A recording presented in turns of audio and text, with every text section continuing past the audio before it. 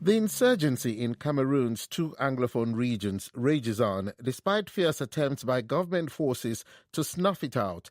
The biggest city there, Bamenda, is home to strong military and paramilitary forces. But even so, we've received reports of a bold attack and skirmishes with separatist Ambazonia forces. Randy Josa has been filling me in.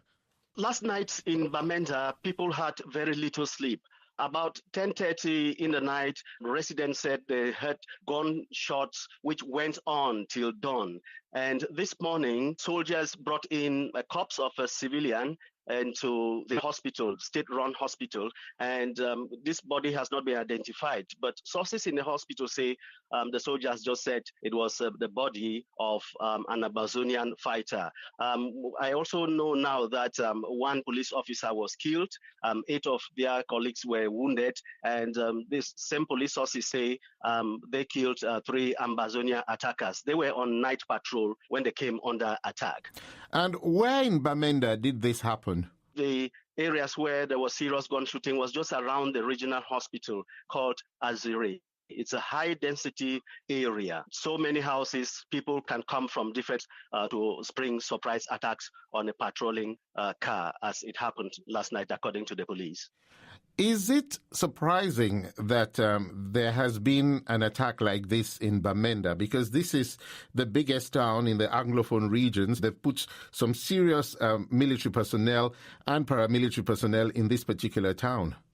Yes, Hassan, Bamenda particularly has seen a big increase in the troops, special forces in town, special police units, but many groups that were hitherto acting or operating in the bushes have become so bold. Now they are moving into the towns.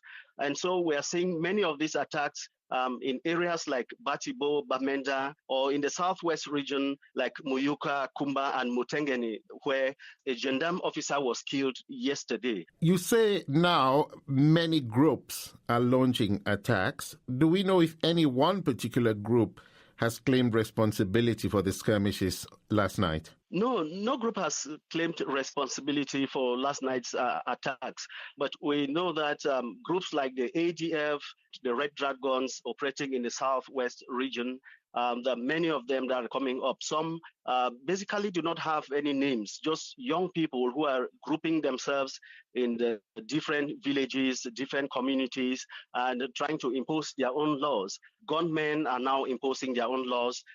They decide when the roads will be open. They decide when vehicles from Bamenda won't go into the area.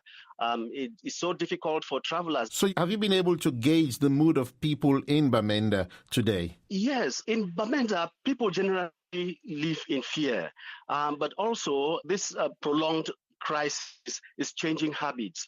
I was speaking to some people and they are describing Bamenda now as Baghdad. Others are calling it Palestine.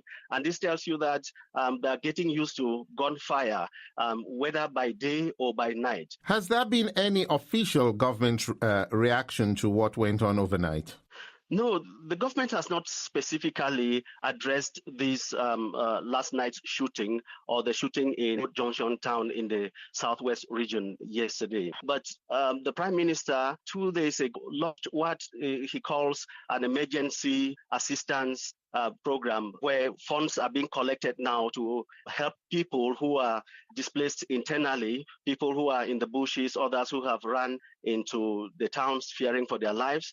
They said this money will also be used to build homes and to rebuild infrastructure that have been destroyed.